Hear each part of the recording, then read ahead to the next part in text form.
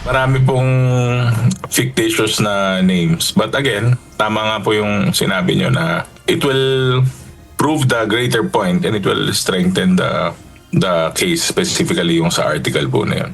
Kaduda-duda ang ilan pang pangalan sa confidential funds ni Vice President Sara Duterte. Ayon sa pahayag ni House Deputy Majority Leader, La Union 1st District Representative Paulo Ortega. Bukod sa kontrobersyal na pangalang Mary Grace Piatos sa listahan, meron din anyang Pia Piatos Lim, Renan Piatos at Xiaomi Ocho. Ang mga pangalang ito nakasulat anya sa acknowledgement receipts ng confidential funds ng Office of the Vice President. Naka-attach na ang mga ito sa articles of impeachment na transmitted sa Senado laban sa pangalawang Pangulo. Nakasaad sa ikalawang article of impeachment laban kay VP Duterte ang pagsira sa tiwala ng publiko at graft and corruption dahil sa umano'y maling paggamit at paglustay sa confidential funds na inilaan sa OVP at Department of Education sa ilalim ng Vice Presidente.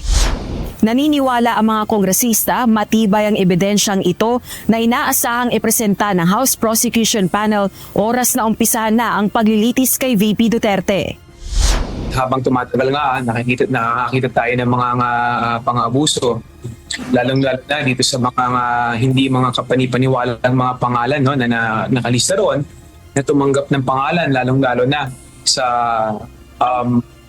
confidential fund ng Office of the Vice President. Sa kulang 2,000 mga pangalan na recipients ng confidential funds, 670 lang ang may posibleng match sa talaan ng Philippine Statistics Authority o PSA. Ibig sabihin, karamihan ay walang record ng birth, marriage o death sa PSA. Halos lahat po talaga yun, wala.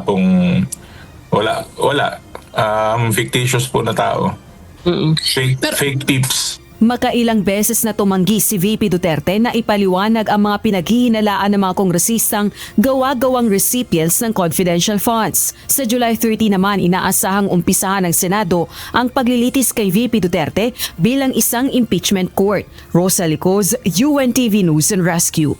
Diyos ang aming sandigan, serbisyo publiko ang aming pinahahalagahan.